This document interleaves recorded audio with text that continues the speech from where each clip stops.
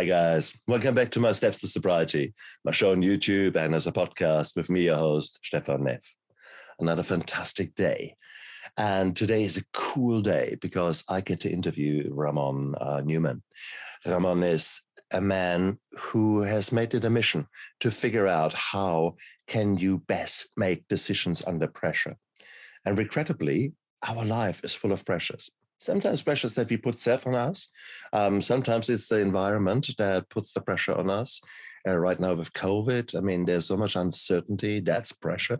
Hell, my life is at the moment drowning in pressure, but I still need to make decisions. And yeah, some of them are probably not so wise that I make at the current moment in time. So it is a long overdue and very important interview. Raamon, welcome to my show. Thank you so much, Stephen. I've been looking forward to this, and it's going to be a deep dive interview and this very important subject right now because everyone's feeling a little bit of pressure right now in some way, shape, or form, as you said. And it's on a global level, you know, it's on an individual level, it's on a family level, it's on a nation level, it's on a city level, and we've just got to get better at handling the pressure and making the most of it.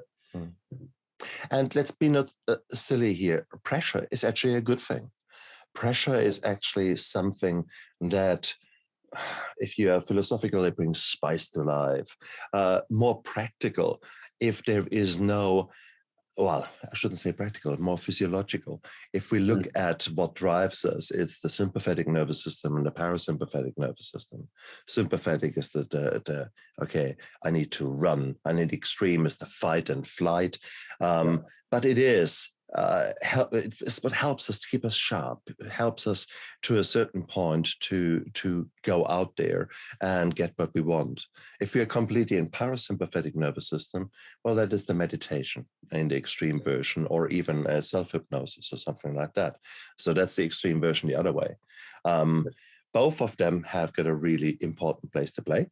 And, you know, we love both in the right mixture, I guess, is what we want. The problem is no one asks us what is the right mixture. Most of us don't know the right mixture. And therefore, we are sort of going up like a roller coaster between the two, often enough trying everything to stay up there. I'm active, I'm good. Like the bloody proverbial Energizer bunny. And then we crash. So boom and bust. And I think ultimately it's the coexistence of both at the same time. You can be comfortable under both. And I think if we can get to a level where you're actually enjoying relaxing and you're also enjoying the pressure, then you're really established in yourself, you know, and you have that, you know, that balance, that equanimity. And when we talk about sobriety, ultimately that's what we're talking about, that equanimity and balance, you know, in ourselves, between the excited states of ourselves and the relaxed and, you know, more meditative states of ourselves. And ultimately, you know, they've found that the best athletes and musicians and business leaders in the world, they have a unique style of brain functioning where they have a lot of what they call, neuroscientists call this global alpha coherence. Now, what this means in layman's terms is that one is very calm and relaxed and settled, like in that sleeping and meditative, relaxed state and imaginative state. At the same time, one is also awake and alert. And there's a greater capacity in that state to handle anything, you know, because you have the silence and you have the alertness. And so you're in a state of great balance. And people talk about balance in life in terms of, you know, I take time for this, I take time for that, I take time for that. And that's horizontal balance. But what we want, the real balance, is the vertical depth of balance between the silent aspect of ourselves and the dynamic aspect of ourselves. And I went through, and you know, the reason why I'm talking like this is because I've done the polar opposites, right? I've been the competitive athlete. I grew up in New Zealand, typical New Zealand lifestyle, rugby, running, you know, just about every sport you can think of I was into. And it was a very dynamic, you know, adventurous outward life. And then I ended up burning out at the age of 19, trying to qualify for the World Junior Championships. And I realized, oh my God, I'm missing something, because I was really good at training. I was really good at putting in the performances. I had Olympic gold medal winning coach, Arch Jelly. And he said to me, if you keep up your training and your progress, there's no reason why you can't go to the Olympics. You just have to stay healthy. And I couldn't stay healthy because I was so caught up and addicted to the outward, the action, doing the work. I wasn't very good at recovering. I wasn't very good at relaxing and getting rid of the stresses that I was accumulating. And so I crashed and burned. I numbed myself in the typical way, and you get depressed that you're not going to be able to live the life that you want. So I ate more, I drank more, I dated whoever seemed interested. And it was just a way to kind of numb the pain, but that just compounds the pain. And it really forced me to reflect, what am I missing here? Or is something I'm not getting? And eventually I realized, I need to develop myself inwardly as well as outwardly. And so I ended up, learning to meditate. I learned transcendental meditation. And the first time I transcended and had that experience in my mind, really quietening down, I realized, I thought I was relaxed, but this is real relaxation. And I literally walked out of that first experience of my mind transcending, feeling like I was walking on the clouds, because the contrast was so great between what I thought relaxation was and what real relaxation is. And so that spun me, that flipped the script of my life, and I wanted more of that experience. And long story short, I ended up becoming a full-time meditating monk at the age of 25. And I was meditating 8 hours a day, 7 days a week. And I was going to do that for 1 year. And after 1 year, I got addicted to that experience. That was so charming, just to really go inward and give my mind and my physiology that experience. That I did another year, I did 2 years, I did 3 years, I did 4 years, 5 years, 10 years later, I'm still there meditating 8 hours a day.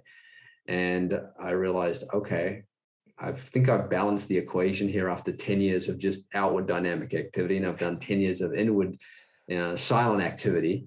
Now I need to integrate somehow. So, the logical thing to do in that case is you go to New York City and you do an acting program because great acting is great about great connecting.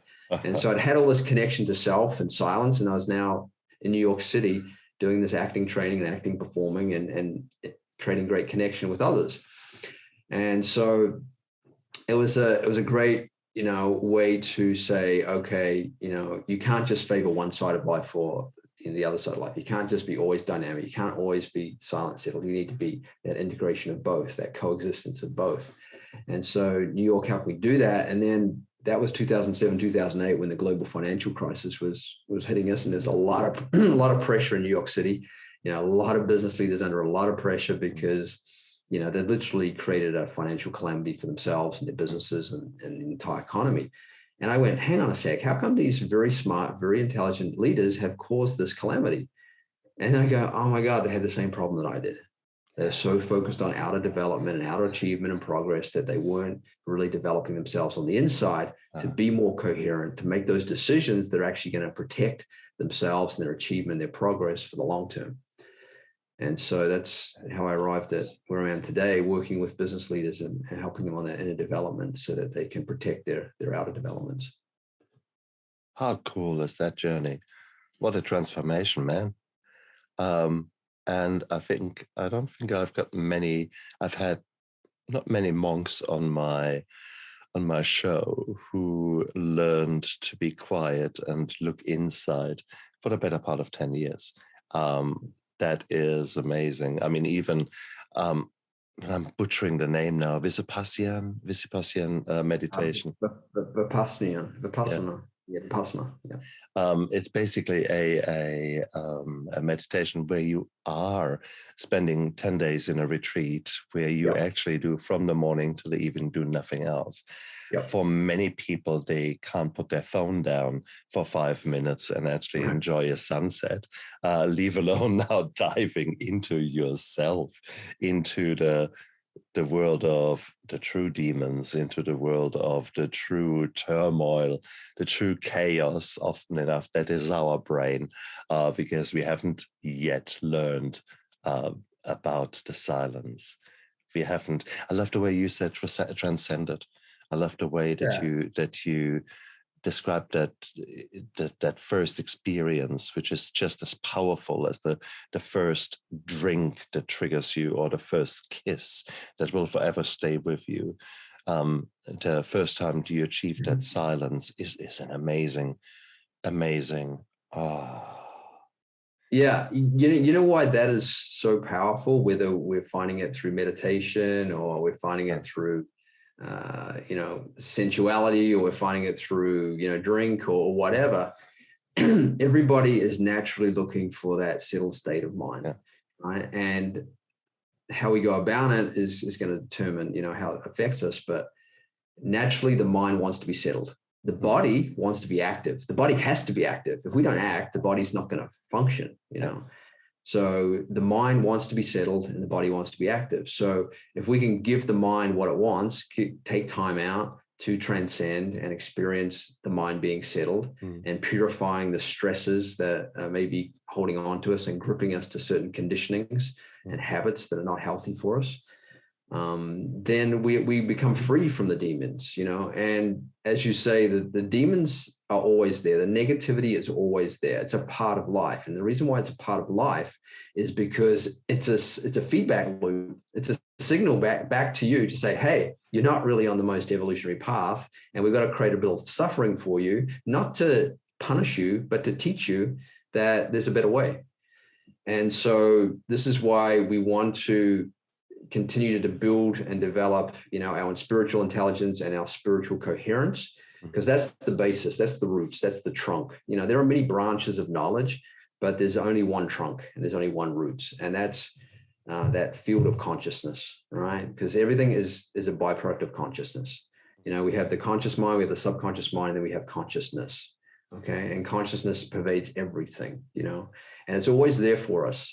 I believe we're always having the right thought at the right time, but our nervous system may be so distorted or corrupted or incoherent that pure thought that like, hey, I really want to start this new business becomes, hey, I really want to rob this person's business, So if a very distorted nervous system, that's what will happen to a pure thought. And so the more we're able to purify our nervous system and increase brain coherence, then the more we're just going to pick up on those pure, right evolutionary thoughts that are always there for us. I love it the way you described it, because that is so true. I've learned to get into that state initially through martial arts, after a real grueling workout, to then actually meditate afterwards for a short period of time. That was very quickly where I achieved this beautiful silence and this beautiful thing. So that was actually quite early, at age 14. But then I lost that, and I did no longer train as much because university suddenly came in and alcohol came in, etc. But it was, I remember well, this profound sense of well-being, of achievement, of calmness coming over you. So that was beautiful. But I mean, many people do have a bit of a problem with meditation. Nowadays, I guess it is becoming far more acceptable to meditate, but there will be people out there who are saying, yeah, come on, mumbo jumbo. A blue collar worker who is maybe a truck driver and who's does 16-hour, well, they are officially no longer allowed to do 16-hour days. They have to stop. Yeah, right. But life is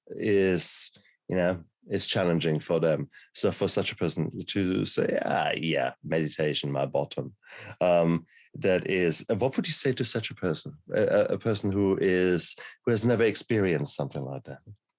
Well, that's exactly it. If you haven't experienced it, how can you judge it?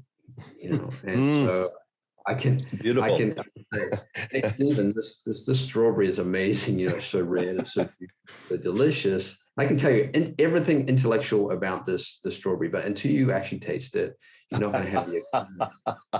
So beautifully said. Yeah, before you judge anything, go and have the experience of it and then judge it. And then you're in a better position to make an informed decision. And I had the same thing. I was like, I'm an athlete, I'm a runner, I'm a rugby player. I don't need to meditate. I'm tough. And exactly. Funnily enough, a number of rugby players and even All Blacks were learning around this time in the early 90s. Some of them don't come out about it, but some of them really enjoy it. And cricket players, you can probably find out some about Justin Langer. If you follow Justin Langer, he's been meditating since the early 90s. He's been doing TM. He says he doesn't miss it, because it's so valuable for strengthening his mind. And so, I can understand the initial skepticism, and there are, ways like you've experienced through your martial arts to get in that coherent state.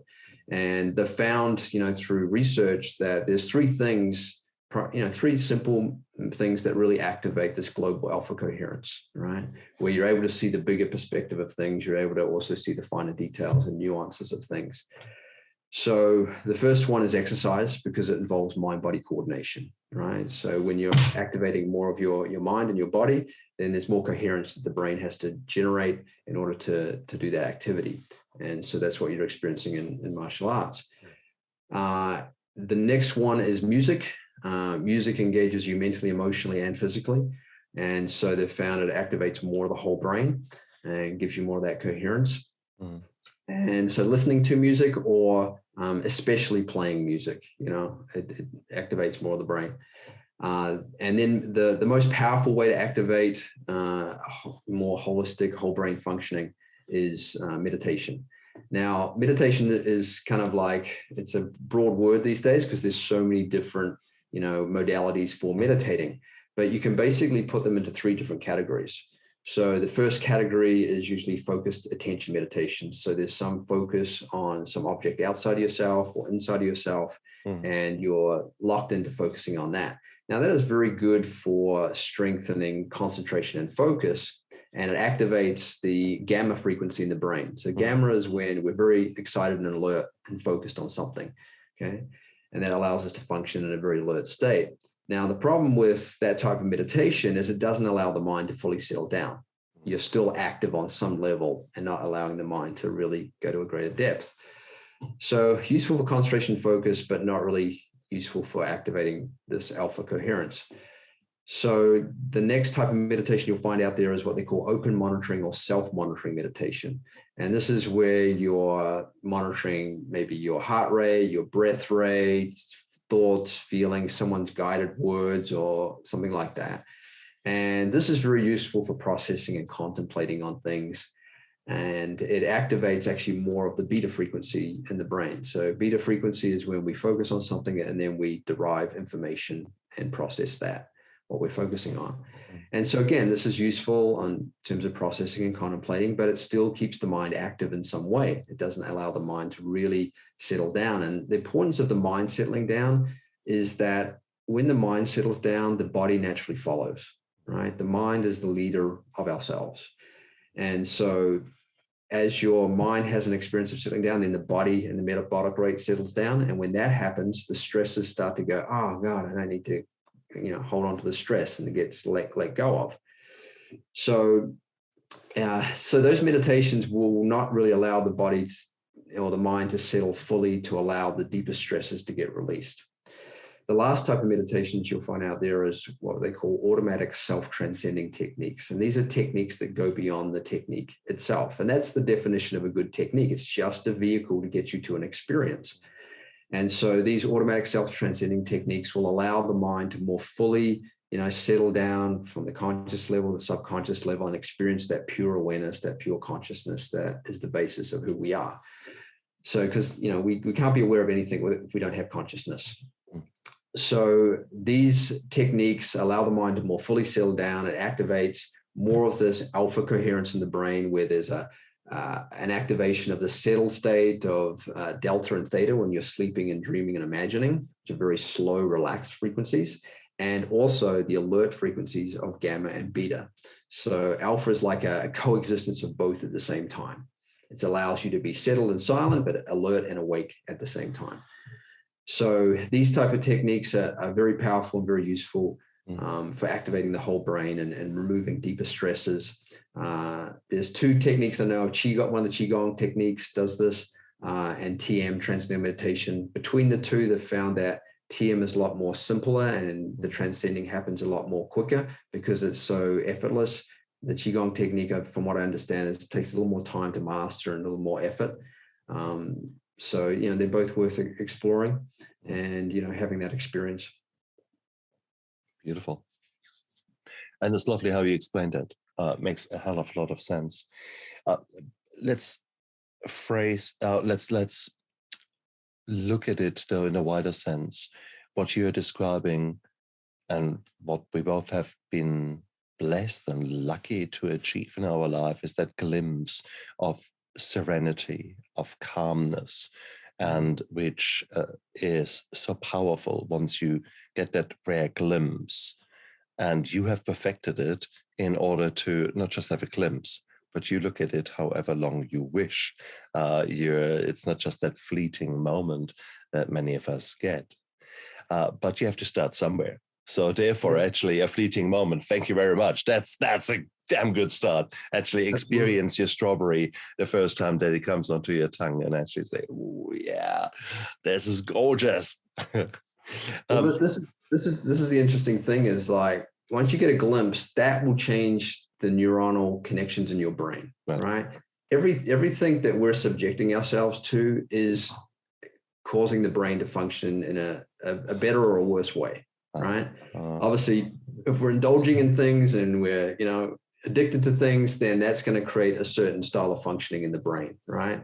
And I'm sure you're familiar with the research on, what drugs and alcohol does to the brain in terms of the functional holes that can develop in the brain, and the breakdown of connectivity in the brain. So if you're able to subject your brain to the experiences that actually increase connectivity and coherence in the brain, then it starts to function that way. And it gets to a level where you become permanently established in that coherent state.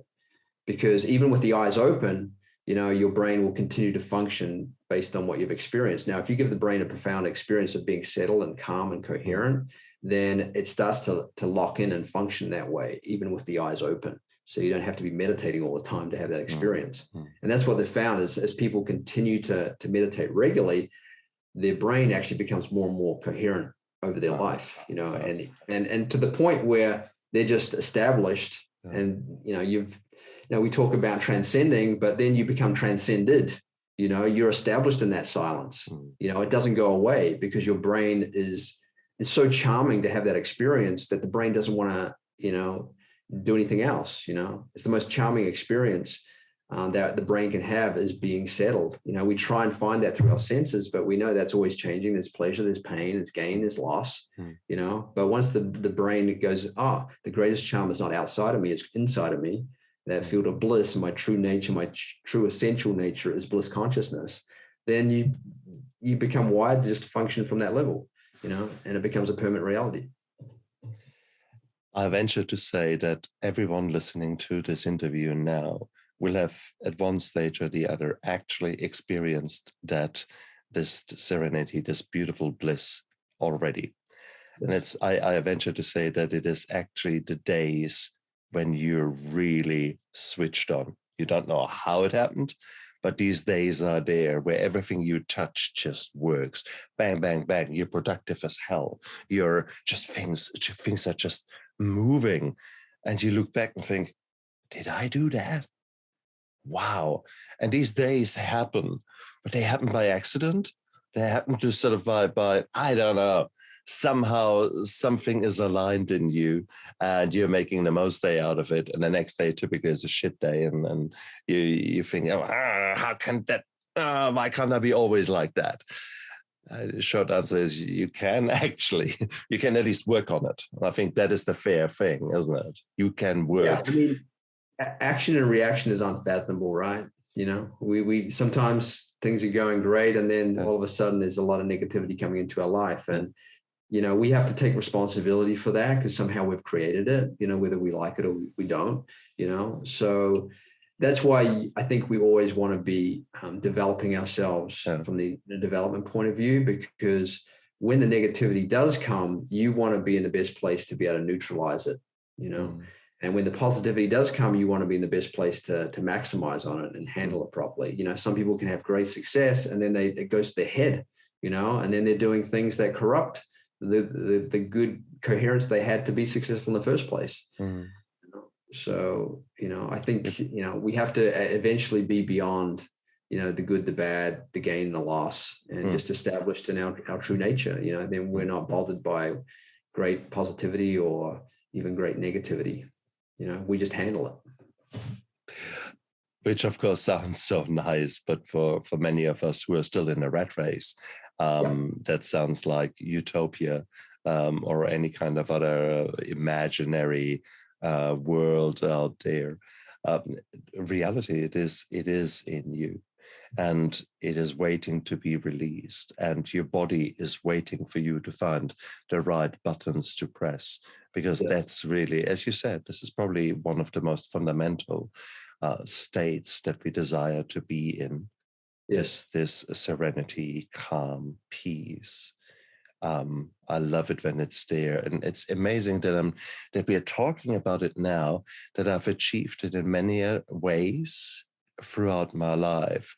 Yet, right now, as we are speaking, I'm again in a rat race. I'm again the hamster on the wheel, keeping myself busy, crashing, but not truly spiritually looking after myself, despite the fact that I actually know what I should do or have to do, but I'm simply too tired or too distracted or whatever it is. It's amazing. Here I am, knowing what to do, wanting it on a deep level, yet I'm seemingly procrastinating. Why is that? Why am I in this trap? Because it's a conditioning. You know, we're so conditioned, and education systems have conditioned us to function through the external, through our senses, through our bodies, through our intellects, you know, and even our minds, but they haven't taught us how to go back to the source of those things, you know, the source of thinking. So, you know, there's a saying, it's a Vedic saying, it says yoga sta kuru kamani. It means established in being, perform action, right? Established in that silent, settled, alert state of awareness, and then perform action, right? If we want to hit the target with an arrow, what do we got to do? We got to pull the arrow back on the bow first, you know? So you're pulling it back, you're going backwards, but you're also building up a tremendous amount of energy and potency, you know, from which to then take action, release the arrow, and make it hit the target, you know. So if we understand the formula, and you see this in nature, it's not always daytime. There's nighttime. The nighttime is to come back to settledness, right? Come back to rest, you know.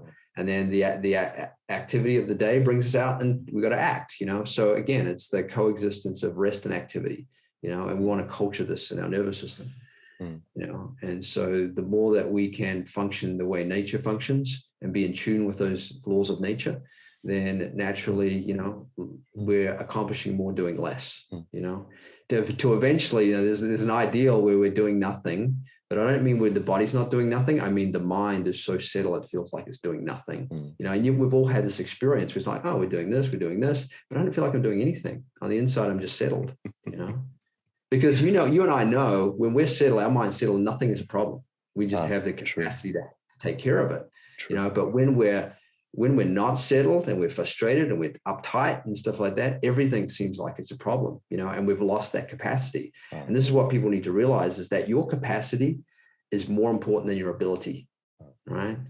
Because if you've got good capacity, then you can use your abilities well. If you don't have good capacity, you can't handle pressure situations, then it's hard to use your abilities, even if you're the most talented person in the world at what you do. So nicely said, and so spot on the point. Thinking about my past, where I found true serenity, sometimes I had the help of others.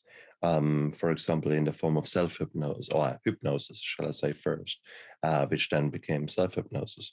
And the three forms of meditation that you are describing were essentially sort of the stages that I was led through in a hypnotic session, that I was asked first to focus on either a simple mathematical problem, counting back on in steps of 7, or looking at a spiral or something like that.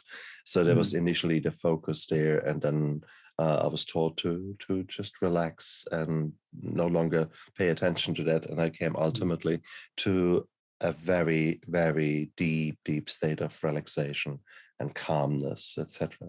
So where do you see, how does hypnosis fit into meditation in its own right? Is the end outcome the same, in your opinion? It's a different approach. I think hypnosis is more working on the parts, whereas meditation is more watering the roots. So they're both useful, you know. Sometimes there's specific things that we want to, flip the switch on. And I think it's important to recognize that, this neuroplasticity of the brain. There's a book called Your Brain is a River, Not a Rock. And so this neuroplasticity is, in hypnosis, is that's what they're taking advantage of, the neuroplasticity of the brain. Yeah. And so these techniques are basically, rewiring the 100 billion neurons that are functioning here to be a little more orderly in one particular area. But what's happening is that you're having an intention and having some process to change something. But where the real transformation happens is when you let go. Like you pick up the intention, like I want to change this, and then you let go and it goes into the gap. It's like we don't speak saying every word like brrr, like there's a gap between every word. Otherwise, we wouldn't be able to understand each other, but one word from the next. So a lot of people put on the power of the word, but really the real power of a word is the energy behind a word, right? That's coming from the gap between the words, the gap between the thoughts, the gap between the intention. When you have the intention, you let go, and then there's a transformation that happens in the neuroplasticity of ourselves, and we create a new experience. We rewire something, and we become a little more coherent in this area or about this thing. Makes perfect sense. And indeed, that was my understanding. That was the way I looked at hypnosis. So I was introduced to it when I first realized that for the better part of my life, I actually was experiencing PTSD. And I just had completely rewired my brain to look at the consequences of that trauma in a positive way, i.e., look how beautifully situationally aware I am. I know exactly what is happening around me at any one time. I'll talk about being switched on constantly and a state that you can't maintain in that level, certainly with that intensity that I intended to do. So which automatically made me a failure and automatically then let me yearn for the serenity without knowing what I was yearning for, and numbing it all with alcohol, because that was the time when I finally could switch off. But I was doing all the wrong things as far as finding the serenity is concerned. So I experienced a lot, and I experimented, I should say, a lot, none of them in the right direction. Oh God. And what I will say about that is the intention is right, that you want to experience the liberation, the freedom from your stresses and problems. It's just the approach. Exactly. You mean a bottle of vodka is maybe inferior to a bit of meditation? Well, yeah, I think so. It might get you there for how many hours? That's right. There's side effects to it, right? So if you can get there without the side effects, then that's a useful approach, whatever that is. If you're not suffering side effects, then you're onto something. It's natural, it's holistic. That's so true. So true. And we're all, we talk about learning and learning and reconditioning or something like that, but really we're trying to remember. We're trying to remember how things should be, right? Okay. Like every cell has a memory of how to be perfectly healthy, right? But because of stress and toxins and what we do to our body, that cell starts to lose memory of how to function properly with the whole. Right. So when we meditate or we do things that develop ourselves, we're regaining memory of perfect functioning. That's always been there, always will be there, always has been there. But somehow we've done things to make those cells forget. Right. And so it's a process of just regaining memory, Beautiful. And I think, yes, you're right, because your body knows deep inside. And is it the body, mind, soul, whatever your belief system is, your body knows what it needs.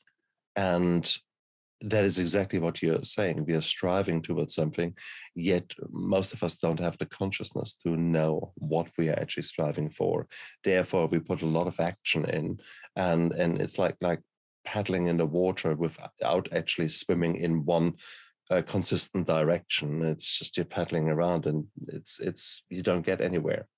Yeah, and that is and this is because our education systems are not consciousness based, right? They're information based.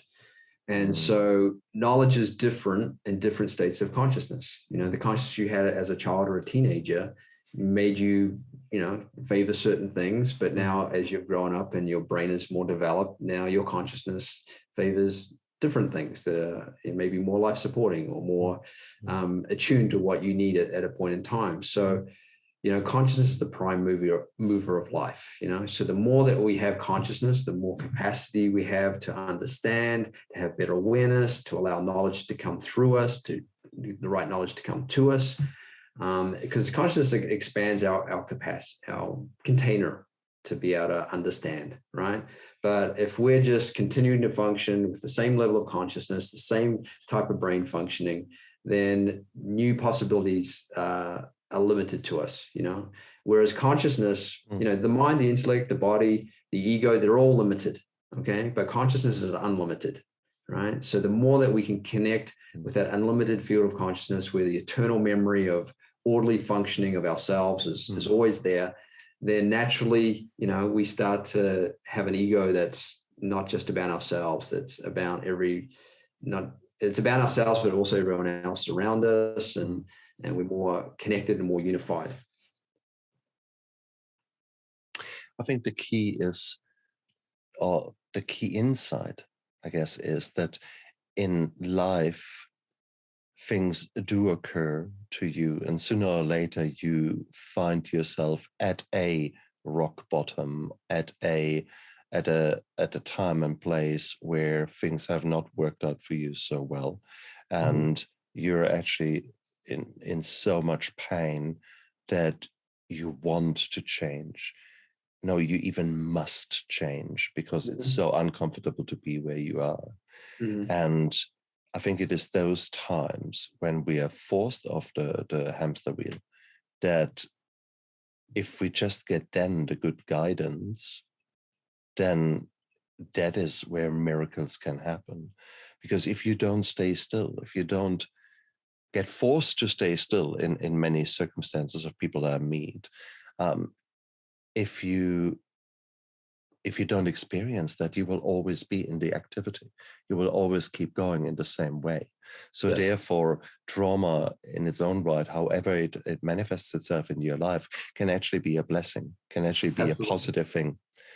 Absolutely. My burnout as an athlete, at the end of the day, that really served me to evolve not just my physicality, but helped me evolve my mind and my spiritual being, and become more complete as a person, you know. And I think that's why these things happen, is because we might get so focused and narrow in one area of life that we just become one-eyed about things, you know. And then so nature has to organize something, say, hey, you know, life's not just about this, life is growing the whole person, not just as an athlete and so a musician or whatever. So yeah, I think these things, obviously we want to avert them, and that's why we want good education, and we want to have ways to develop our consciousness so we are functioning in a more holistic way. I'm laughing here because I just had a breakthrough in my own understanding, because I often say that to patients. I do a lot of anesthesia with shoulder surgeons, and shoulder surgery basically means for 6 weeks you're in a bloody sling. You're not doing anything. And then for another 6 weeks, you have to learn how to move that arm again. So that's an interruption of at least 3 months of your life. And I often say to people, oh, brilliant, what a great start. So when they say, oh my God, they are so negative about it, and I try to show them the positivity that, hey, when was the last time you had a 6 weeks holiday? When was the last time you actually stopped? And I would say maybe 1 in 10 switches onto that. The other 90% are paying lip service maybe to me because they want to please me as the anesthetist, but that's about it. So there is obviously a time and a place for you to hear that message, just as much as 95% of alcoholics will say, me, an alcoholic? No way. And denial is huge in us. And when someone says, hey, maybe you should do meditation, maybe you should think about yourself, I don't think people are ready to hear that message unless they actually, something has forced them to stop and think. What do you think about that? Yeah, I think people are so caught up in their own stress that they're numb to hearing anything, and either they naturally realize, that, oh yeah, I am actually doing something that's destructive to myself, or they have to have a trauma of some sort, an accident or an injury or something. And even then, sometimes people might be so conditioned by how they're used to functioning that it's hard to break that cycle. But it's always possible if there's an intention. I think the power of intention is amazing. But you have to own it. You have to believe in it. Yeah, there's basically 3 levels to belief. There's a belief in oneself, and that comes from gaining more clarity and coherence. And then there's belief in what you do and your real process, which really comes from, activating your creativity and your capacity to handle things.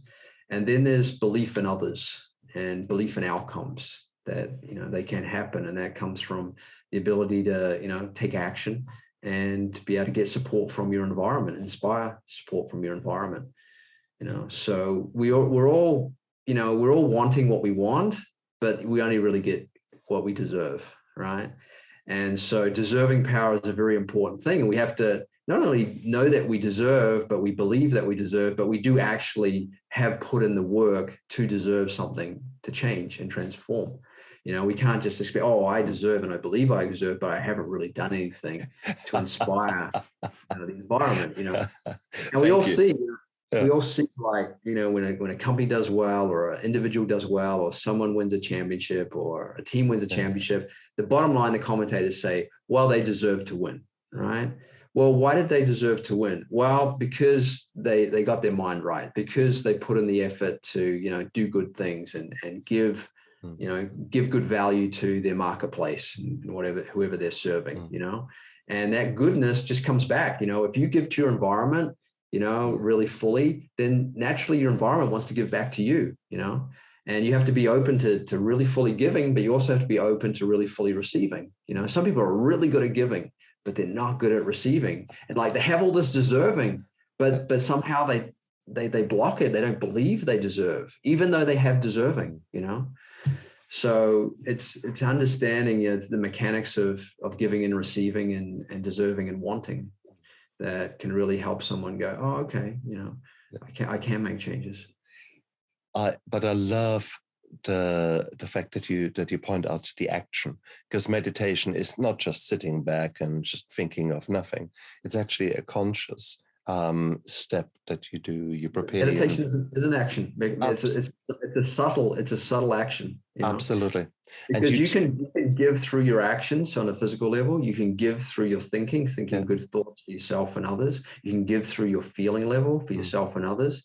But the most powerful level of giving is giving to yourself and giving yourself the experience of that silence, that settledness. Because out of that, you have better feelings and thoughts to give to your environment and better actions to do in your environment for people.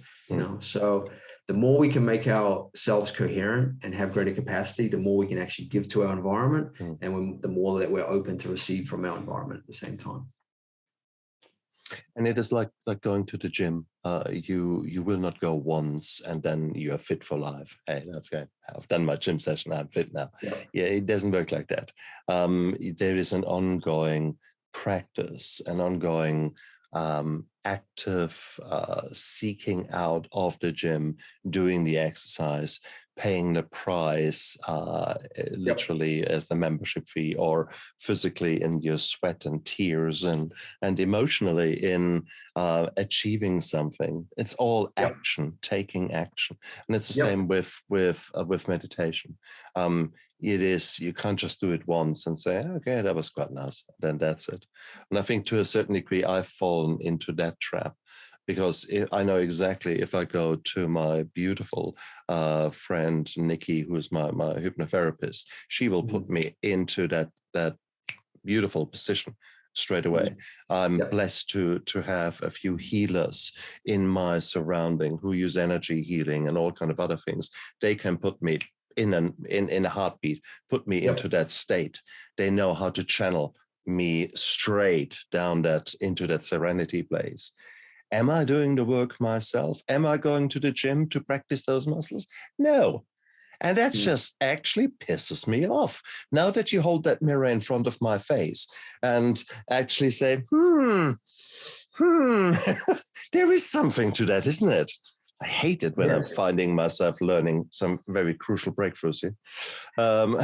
Painful. Well, because that's what, we can get into this habit, like I'm only going to do those things when I'm stressed. Yeah, exactly. Right?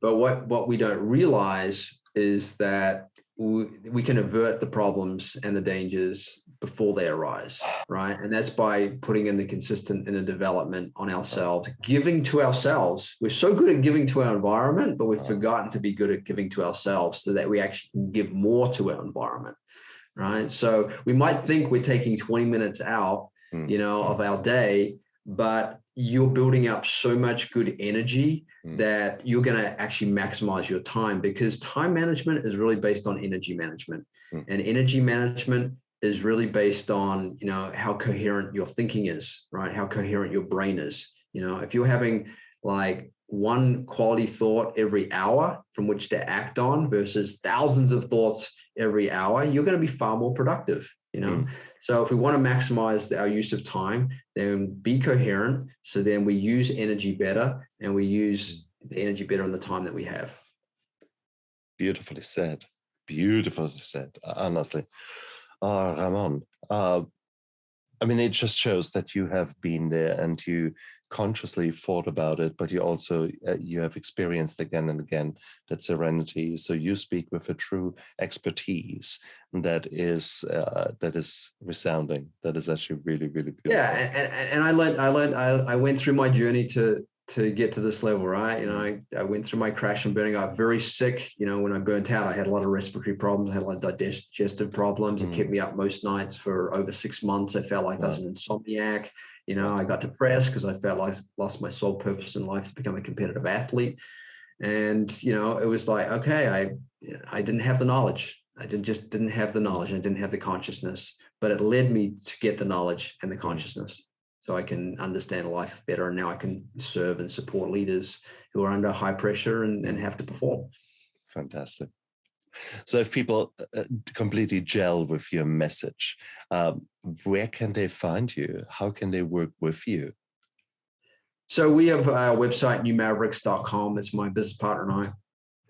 Paolo D'Angelo, he's my business partner. He actually, invited me into this world of working this way with leaders. We met as full-time meditating monks in North Carolina in the Blue Ridge Mountains. And he actually came from a background of being a competitive bodybuilder. He had businesses in early 20s and security and entertainment, ticket selling and nutrition supplements and stuff like that. And he realized, well, I'm not really fulfilled, even though I'm achieving things physically and materially, I'm not fulfilled. So he learned to meditate earlier, and he decided at the age of 25, he wanted to meditate full time. And he actually was a full-time meditating monk for 15 years, 6 of those years up in the Himalayas. And he's someone who is not classically trained and smart. He didn't graduate high school, but he has an incredible consciousness that has insights just on the spot about people. He's just one of those people, and he's developed that, obviously being a monk for that long as well. He's taken that to another level. So yeah, we work together. We've worked together for 22 years now, and we've been very fortunate to work with some, very top people running multi-billion-dollar companies in the US and Australia and New Zealand. And so, yeah, at newmavericks.com, you can find us there. On LinkedIn, I'm just under Raamon Newman, Raamon Newman. I'm on LinkedIn. And we also have a book here called The Science of Protection: How Leaders Gain an Unfair Advantage to Create Stellar Success. And just so you know, that unfair advantage is not meaning that you are taking advantage of anything. It means that the unfair advantage is coming from you and you developing yourself from the inside, that is the unfair advantage, because you have control over that, So it's really a fair, unfair advantage, when you're really developing yourself. And, we developed this idea of protection because leaders ultimately, and we're all leading ourselves, that we have to protect the progress. We have to protect ourselves and progressing, so that we can continue to accomplish and achieve as much as we want for as long as we want. So I think the whole world of achievement has lost this value of protection. And that's why we see a lot of leaders going through a lot of suffering in terms of stress and, dealing with the pressure and not really fulfilling what they want because they're so focused outwardly and not enough inwardly. Beautifully said. And guys, if you want to know more about Raamon down there, look into the description of the YouTube video and the podcast. His links are down there. And whilst you're down there, press the subscribe button and the like button and tell your friends, because we've got such amazing guests on this show. It's just, I'm amazed about the breakthroughs that I get. You had it live here. I mean, the amount of lights that went on in my head. This was a Christmas tree. Mainly about my self-sabotage, procrastination, and maybe why I do it. Why don't I've got the insights. I know the bliss. So why am I not doing it? Because I'm caught. I'm caught in a trap. And the sad thing is I've created that trap. I'm frozen now. Can you still hear me? Yeah, I can still hear you. What the heck? There you go. What the heck? What was that all about?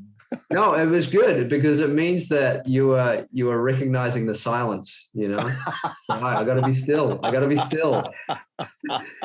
Okay, then actually we should keep that in. I might not even take that out because that is such a good cue. Yeah, just that you're realizing if I take time to be still, then I'm going to be more powerful and effective and healthier in my act. Oh, I love it. I love it. Nice turnaround there. Okay, guys. So we keep that little glitch in because it is actually so true. It is so true. Sometimes you have to be still to really, really develop yourself. When I say sometimes, I will put a long, hard look into the mirror now to actually see, okay, how can I create a better environment for me to help myself in a more effective way, i.e., how can I actually... You can do that by creating, you may already have the space in your house where like, this is my meditative spot. This is where I come and reflect and contemplate and meditate and get settled, So every time you step into that particular area of your house, naturally, this is what we do here, I love it. Absolutely love it. Raamon, thank you so much for coming onto my show. You indeed opened my eyes and hopefully in turn you opened the eyes of many more people out there, because if we become better human beings and we start truly loving ourselves, which you put a lot of emphasis in today to teach us, wow, where could we go? How could we make this world a better place? And by actually us calming down, we might come up with ideas. We might come up with ideas and solutions to problems that we thought were insurmountable. And in reality, your brain is ready to give you the answer. It just is drowned out with so much other crap every single day. Absolutely. And we can even talk to, the situation going on in Russia and Ukraine right now is that, like, basically, if we really boil it down, there's just a lack of mental capacity to see better possibilities of working these things out, right? And certain leaders have become gripped by their own ego that wants to experience what they want to experience for the sake, of other people. And it's not a holistic, development that's gone on there. So there's a lot of stress. And so that stress is now just exploded in terms of war, So if we could just, develop the people more and have more developed leaders with greater capacity to see better possibilities of working together, then we would have a more harmonious world, but we're not quite yet there. So we have to keep doing podcasts like this and making contribution to the consciousness of the world, so we can help everyone rise to the next level. But that is what our destiny is, yours and mine, where we actually nowadays are outspoken and where we take the time out in our lives to actually explore our minds, to deal with the past, with trauma, find resolutions for that. But more importantly, how to set us up for the now, because right now we can take action, not worry about the future, regardless of how bleak it might look like. But right now is the moment to live. And right now is the moment to do things. You can choose the moment you switched off and have pressed the subscribe button. You can choose to actually have a glass of water and just take a breath, take a few deep breaths. That is taking action. That is you looking after yourself and reflecting rather than raising back. And maybe you have to raise back because there might be reasons. You might be time pressure. That's cool. But you have got the right to make that choice. And you making the choice, sorry, right now is not a good time because I'm still on a rat race. But tonight, I will actually make that time. I will have that glass of water. I will take the deep breaths. I will do a few moments for myself. And that's beautiful. So therefore, yes, guys out there, make the most out of it. Life is beautiful. Life is fantastic. And it just doesn't look like it sometimes. Even for the best of us, even for those of us who have been longer on this path of self-improvement, of self-knowledge, of self-love, there will still be shitty times. And yes, but wouldn't it be nice if we can lay the foundations so that we're actually in a much better state to prevent it? And if they hit, and inevitably they do, that we then have a better capacity to deal with them. Yeah, absolutely. And I think it's important to know for your audience to know that, the demons, the negativity, they present themselves as very strong and very powerful, and they can be on one level, but inherently they're weak, right? Stress, negativity is inherently incoherent, and therefore it's weak, right?